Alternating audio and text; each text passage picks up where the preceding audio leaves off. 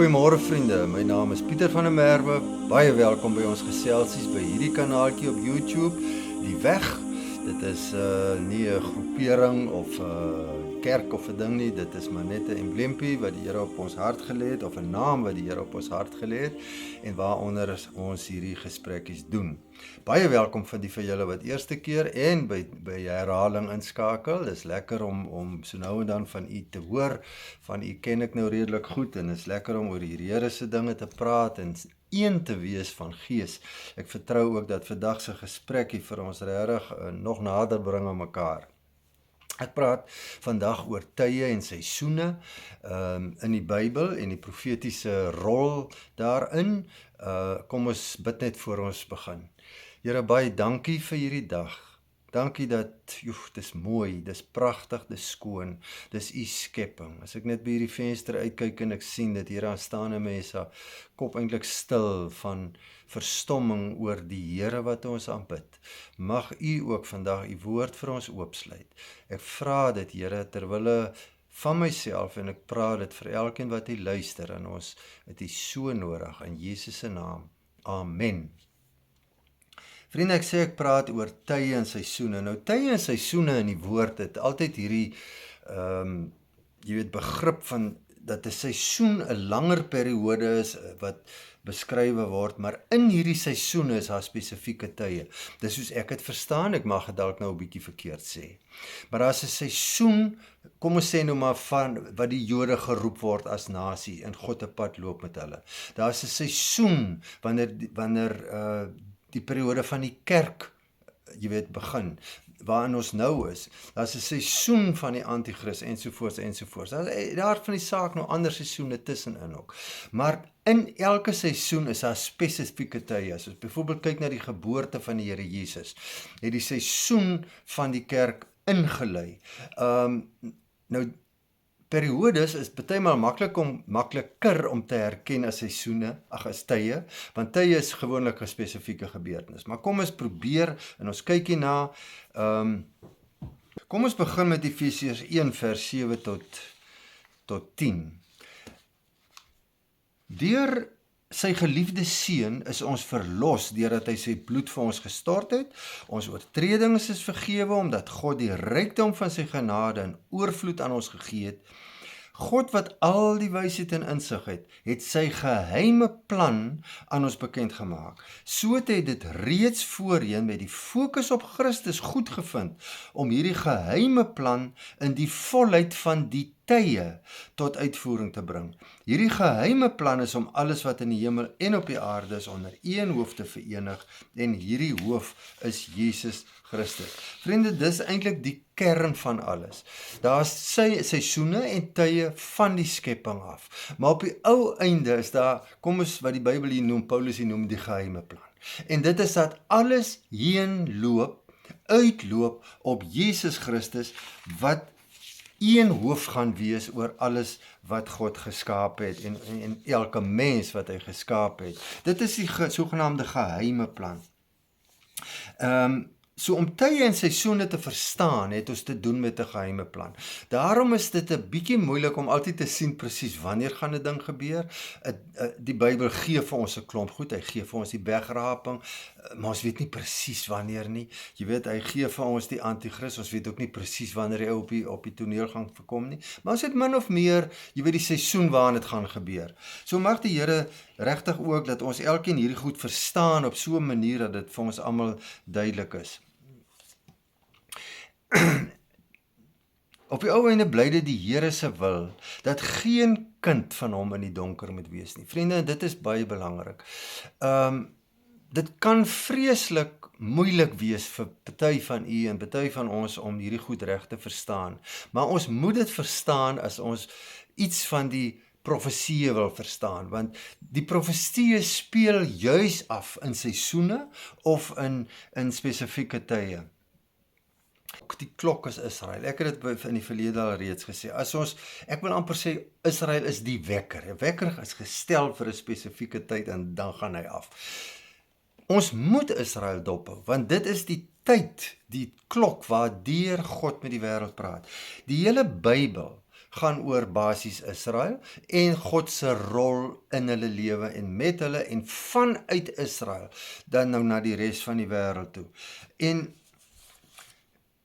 in hierdie hele ding dat ons kyk na Israel en jy weet wat God met hulle doen. Ek wil miskien net gou iets aannoem wat ek nou hier sien wat ek 'n nota van gemaak het. Ek het so, dink dit was gister, geluister na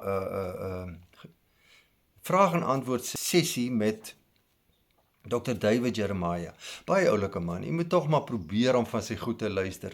Logies, verstaanbaar, wonderlike insig in ook die tye wat kom en juis in die wederkoms en so aan. Toe vra hulle vir hom, waarom gee hy aandag? Waarom praat hy oor die wegraping? Wat sê hy van die wegraping? Toe antwoord hy so mooi. Hy sê elke keer as ek oor die wegraping praat, dan kom daar mense tot bekering.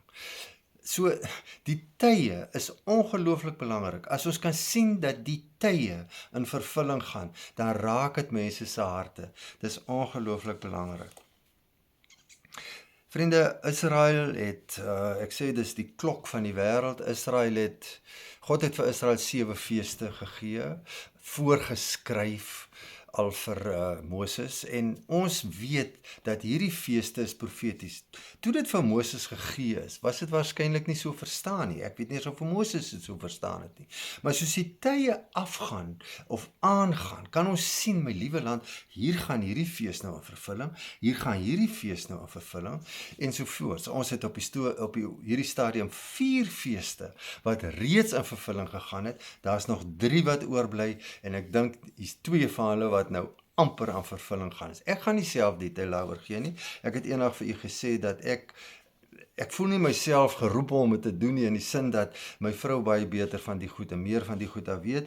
Sy sal een of ander tyd, as die tyd reg is, gaan sy daaroor praat, en ons gee dit ook dit vir die Here. Nou as die tye, of om die tye te verstaan, moet ons besef dat daar dikwels in die woord verskillende beskrywings is van dieselfde persoon of dieselfde tyd. Nou kom ons kyk na die Here Jesus. In die Here Jesus word in die woord beskrywe soms by sy eerste koms, waar hy as 'n kindjie kom, maar soms ook by sy tweede koms, wat in heerlikheid kom. Die 2 verskil, so jy moet die tyd verstaan om te besef wat die een verwys hy na. Dieselfde met die wegraping, en as op 'n wit perd kom, dis 2 verskillende, dis nie, die een is nou nie 'n koms nie, maar hy kom haal sy bruid, maar om die tye te verstaan, moet ons weet, hy praat van die Here Jesus, en hy praat van 2 baie spesifieke, afsonderlike gebeurtenisse. Soms word hy beskryf as 'n magtige koning, en soms as verwerp, as verag. Jesaja 53 byvoorbeeld. Soms word hy beskryf as mooi, magtig op die troon, ander kere weer as niks mooi nie. Daar's niks mooi aan hom nie. Soms lewe hy vir ewig, en soms praat hulle van sy dood. Om hierdie verskille hier te verstaan, moet ons die tye verstaan. Nou hierdie is 'n maklike een om te verstaan, ons word groot daarmee, daar's ander goed wat 'n bietjie moeiliker is. Vriende, Israel is die klok, ek sê dit weer, dis die horlosie wat aftik. Dit sluit, ons kan nie anders as om te sien dat ons in die seisoen van die Antichrist inbeweeg nie. En ons kan dit net sien as ons die tye reg verstaan. Ek wil nou nog miskien die voorbeeld noem ook, ons het nou hier gepraat oor die Here Jesus wat op verskillende maniere beskrywe word. Daar's byvoorbeeld nou Daniël het al begin daarmee, die voorspelling, die profesie oor die Antichrist. Nou, hier is weer eens, daar's ook 'n herhaling van sekere profesieë. Die Antichrist, ons weet wanneer hy kom, of nie weet wanneer hy kom nie, maar ons weet hy moet nou nog kom. Maar deur die geskiedenis was daar tye wat mense opgestaan het wat baie anti-christelik teenoor Israel opgetree het. Dis nou nie so 'n mooi woord nie, maar die Satan het hulle gebruik, en ek wil sê God het dit toegelaat om vir hulle te leer, maar as dit nou al so moet julle gaan, hoe gaan dit wees die dag as die Antichrist kom? Vriende, ek gaan 3 ouens noem. Antiochus Epiphanes het 175 voor Christus gelewe. Hy het 'n ongelooflike slagting in Israel onder die Jode bewerk. Hy was 'n Griek. Toe kom die Romein Titus, 70 na Christus. Hy verjaag die Jode letterlik wêreldoor. vermoor honderde duisende, indien nie miljoene nie. Hitler het in die Tweede Wêreldoorlog in die 40er jare 6 miljoen vermoor, en as hy nie gekeer was nie, sou hy, sy poging was om almal te vermoor. So al hierdie ouens wys hier na die uiteindelike antichrist, wat 2/3 gaan vermoor. So jy moet die tye verstaan, en hierdie ouens is amper sulke skakelaartjies, wat God net so nou en dan aanskakel, om te sê, die tye loop op my terme, dit is wat in die toekoms gaan gebeur. Ek wil 'n paar skriffies vir u aanhaal. Die eerste is Lukas 21, vers 20 tot 24. Wanneer julle sien dat Jerusalem deur leers omsingel word, moet julle kennis neem dat sy vernietiging aangebreek het. Dan moet die mense wat in Judea is na die berge toe vlug, en die mense wat in die middel van die stad self is, moet dit ontruim, en die mense wat op die platteland is, moet nie Jerusalem ingaan nie. Daardie dae is dae van vergelding, sodat wat geskryf staan in vervulling moet gaan. Groot ellende wag op die verwagtende vroue, en ook die wat nog borsvoed gedurende daardie dae, want daar sal groot benoudheid in die land wees. En God se toorn sal op hierdie volk rus. Sommige sal deur die skerp kant van die swaard omkom, en ander as gevangenes na al die nasies toe weggevoer word. Jerusalem sal vertrap word deur die vreemde nasies, totdat die tyd van die nasies verby is. Vriende, hierdie goed het al gebeur. Soos ek gesê het, Antiochus Epiphanes, dit het gebeur in Titus se tyd en so aan. Maar dit is nog nie die vernietiging waarvan hier gepraat word nie. Hierdie een het te doen met die toekoms. Hierdie een het te doen met die antichrist. So nou moet ons die tye en die geleenthede verstaan, of die tye en die seisoene verstaan, om te weet van watter een praat hy hier. Hy praat hier spesifiek van Jerusalem, van die Jode wat bitter swaar gaan kry. En dis vir Micha 4 vers 6 tot 8. Die Here sê, in die tye wat kom, gaan ek mense bymekaar maak. Dit sluit in die krepeles wat in ballingskappe is, die wat met rampe getref het. Hulle is verswak, ver van hulle huise af, maar ek sal hulle weer 'n sterk en magtige nasie maak. Ek, die Here, sal hulle koning wees. Ek sal vir ewig in Jerusalem regeer.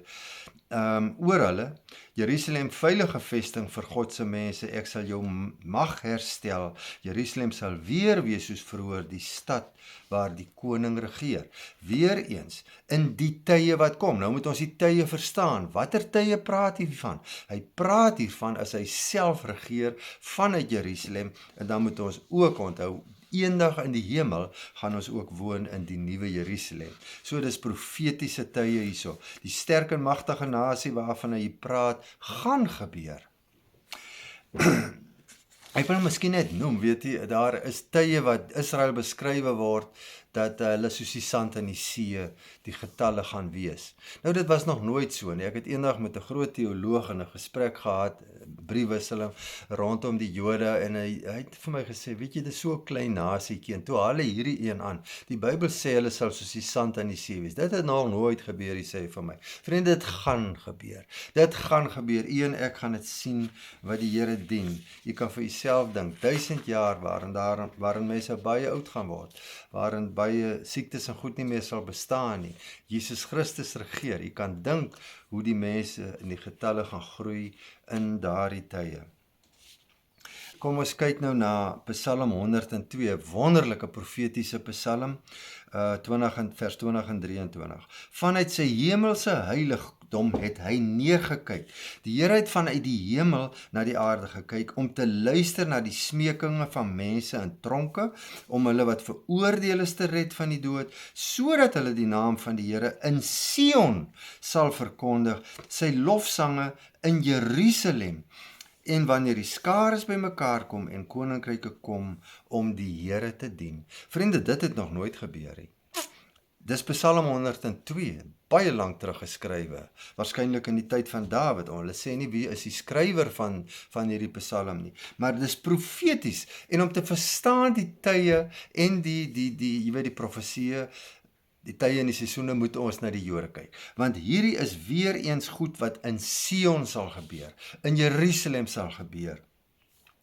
Wanneer die skares bymekaar kom en koninkryke kom om die Here te dien, dis die tyd wanneer hy regeer vanuit Jerusalem. Ons kan nie profesie anders verstaan as ons dit nie letterlik lees nie. Ons moet letterlik lees wat daar staan. Vriende, dan wil ek nou juis in daardie op sy gou iets lees wat ek hierop afgekom het. Die man se naam was biskop J.C. Ryle. Nou hy was 'n Anglikaan. Nou die Anglikane is een van die kerke vandag wat glo dat die kerk die nuwe Israel is. Maar hierdie ou het waarskynlik hy het 100 jaar uit te bil. Hy het 1900 was hy al dood. So hy het meer as 100 jaar terug hierdie goed gesê. 150 jaar terug dalk, ek weet nie. En het waarskynlik gesien, maar hier is iets in hierdie kerk aan die gang. Dis nou ek wat dit sê, ek sê nie dit was so nie. Maar kom ons luister wat sê hy. Settle it in your mind in reading the Psalms and the prophets that Israel means Israel and Zion means Zion. Jerusalem means Jerusalem. Vriende, as ons dit doen in die woord, gaan baie goed vir ons oop. Glo en lees net wat daar staan. Onthou, Israel is die klok, die wekker van God vir die wêreld. Hou dop wat daar aangaan en dan gaan baie goed vir ons oop. Koppel dit aan wat die woord sê. Vra die Gees van die Here om vir ons uit die woord uit te wys. Wat is nou aan die gang? Ons het nou so 'n paar weke terug gepraat oor Jesegiel 38. Al skuif reg in die Midde-Ooste vir daardie oorlog. Sedert ons die vorige keer gepraat het, het daar alweer 'n paar goed en is daar weer 'n paar uitsprake gemaak wat die Jesegiel 38 oorlog al hoe meer werklik maak. Vriende, net so interessantheid en ek sluit af daarmee. Daniël het die droom van Nebukadneser uitgelê in Daniël 2. Daar was 'n paar koninkryke. Dit was Babel wat die kop van goud was, die Meders en Perse wat die bors en silwer was, die Grieke wat die onderlei van koper was, van brons was, die Romeine wat die twee bene was en die voete van yster en klei gemeng. Ons weet hierdie koninkryke het al almal bestaan. So waar is ons? Ons is in die voete van klei. So om die tye te verstaan, moet ons die beeld ook verstaan. Of een van die goed wat ons moet verstaan is die beeld, ten minste. Dis vir 'n heidense koninkryk gegee. Dit het nou niks met Israel te doen, hierdie ene, en dis waarskynlik die wonderlikste profesie vir nie Jode om te kan raak sien, maar liewe land, ons het ook te doen hiermee. Voete van yster en klei, en dit is wat die vandag is. En dan net een baie interessante ding wat my vrou my nogal wys nou die dag. Van al hierdie koninkryke het die Jode groot leiding ontvang, behalwe van een, die Meders en die Perse. Hulle het nog nooit Israel aangeval nie. Wie is die Meders en die Perse? Dit is Iran en dis Irak. Dit was 'n groter gebied as wat Iran nou is, maar dit is basies Iran. Hulle is Meders en Perse. Eintlik is hulle Perse, as ek dit nou nie mis het nie. Maar in Jesegiel 38 is hulle een van die aanstigters wat teen Israel gaan opstaan. So, hulle het dit nog nie gedoen nie. Ons moet die tye in die seisoene verstaan, dit gaan gebeur. Ek wil afsluit met 1 Korintiërs 4 vers 1 en ek doen dit in Engels, want die Afrikaanse vertaling sê glad nie wat hier staan nie, en dit is ook nie, dit is nou, jy weet, dit is 'n tipiese vertaling waar die vertaler insien wat hy insien en nie wat daar regtig staan nie. Let a man so consider us as servants of Christ and stewards as the mystery of God. Dis die geheimenisse van God in Afrikaans. Vriende, ons is servants of Christ. Ons is sy diensknegt. Ons dien hom. Ons is, hy sê, soos hy sê, stewards van die misteries van God. En as ons die misteries van God wat verseker die tye en die seisoene insluit, as ons dit wil verstaan, kom ons gaan lê voor die Here. Ons vra die Heilige Gees, sluit dit vir ons oop. Ons kan nie anders nie. Ons is kinders van die Here wat moet weet. Die Here wil hê ons moet weet. Dit word al vir Jesaja gesê, sodat julle kan weet. En vroeër, ons moet weet. Ons is die lig vir die wêreld. Die Here Jesus is die lig vir die wêreld, maar ons boodskap as kinders van die Here is ons ook die lig van die wêreld. En ons moet die donkerte verdryf deurlig. Mag die Here regtig vir ons almal hierdie vermoë gee. Dis nie 'n bonatuurlike ding nie. Dit is wel bonatuurlik in die sin dat God dit aan ons moet openbaar, maar as mense het ons die vrymoedigheid om ons voor hom en sê, Here, asseblief, ek wil U goed verstaan, soos U wil hê ek moet verstaan. Daar is mense wat dit vir ons verduidelik. Kom ons maak die Here, vra die Here ook om ons te lei na mense toe, as ons dit nie regtig verstaan nie, maar eintlik is die Heilige Gees in almal van ons, en hy wil dit van ons openbaar. So onthou asseblief net die een groot beginsel, Israel is die klok. Here, ons dankie dat ons vandag hierdie geselsie kon hê. My gebed bly, Here, op die ou einde, waar ons dinge nie verstaan nie, dat die Gees dit aan ons sal openbaar. En dit geld nie net vir ons luisteraars, dit geld ook vir my. Dankie dat U so getrou is, in Jesus se naam. Amen. Amen. Vrede vir julle.